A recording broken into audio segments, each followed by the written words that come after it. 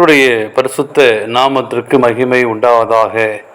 இந்த கால வேளை உங்கள் அனைவரையும் ஆண்டவராகிய இயேசு கிறிஸ்துவின் இன்ப நாமத்தில் அன்போடு வாழ்த்தி வரவேற்கிறேன்.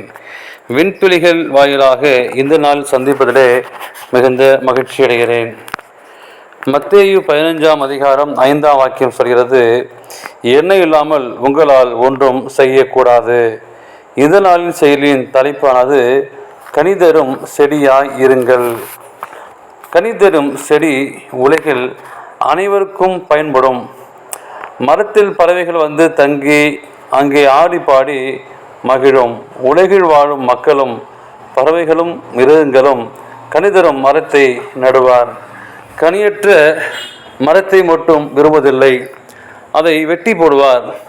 கனியற்ற மரமாக யாரும் உதவாத மரமாக உழவர்களையும் கனிதரும் மரமாக மாற்றக்கூடியவர் நம் தேவன். நாம் கனிதரும் சரியாக வாழ வேண்டும் என்று நினைக்கும்போது அநேகருடைய பொறாமைக்கும் குற்றச்சாட்டுகளுக்கும் ஆளாகும் நிலை ஏற்படுகிறது. யோசேப்பு கனிதரும் சரியாக இருந்ததனால் எகிப்தியர் அனைவரும் பஞ்சம் ஏற்பட்ட போது யோசேப்பை நோக்கி ஓடி வந்தார்கள். நாம் கனிதரும் சரியாக வாழும்போது நம் சத்துருக்களும் நம்மை நேசிக்கும்படி செய்வார். நாம் அநேகருக்கு கடன் கொடுப்போம், நாம் கடன் வாங்காதிருப்போம்.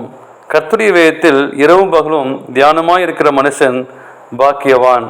அவர் நீர்க்காலின் ஓரமாய் நடப்பட்டு தன் காலத்தில் தன் கனியை தந்து இலையுதிரா மரத்தை போல் இருப்பான். அவன் செய்வதெல்லாம் வாய்க்கும். ஒரு மனிதனின் மேன்மை அவனுடைய அறிவிலோ ஞானத்திலோ செல்வத்திலோ இல்லை, அவன் தேவனோடு வைத்திருக்கிற ஐக்கியத்தில் தான் இருக்கிறது. திராட்சை செடி கனி கொடுப்பதற்காக கிளைகளை நறுக்குவார்கள், வேண்டாத கொடைகளை அப்புறப்படுத்துவார்கள். அந்த செடிக்கு வேதனையாக இருக்கும், ஆயினும் அகற்றப்படுவதால் திராட்சை கொடி மிகுந்த கனியை கொடுக்கும். அதை போன்று நாமும் கனி கொடுக்க வேண்டுமானால் கர்த்தருக்கு பிரியமில்லாத காரியங்களை அகற்றுவோம்.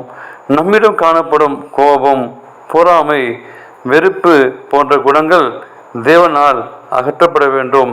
அதற்காக சில வேதனையான அனுபவங்களை உண்டாகலாம். தாழ்மையை கற்றுக்கொள்ளும்படி தேவன் மோசேக்கு வனாந்திரத்திற்கு அனுப்பினார்.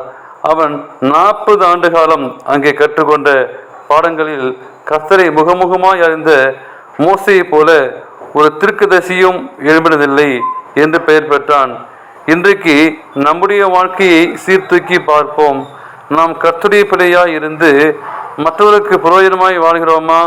கர்த்தருக்கு வழிகாட்டியாய் இருந்து கனி தருகிறோமா? அல்லது நாம் பற்றது போதும் கனி கொடுமானால் மரத்தை போல் இருக்கிறோமா? நம்மை நாமே ஆராய்ந்து கனிதரும் சரியாய் நாம் வளர ஆண்டவர் தாமே உங்களுக்கு அருள் புரிவாராக. ஆமேன்.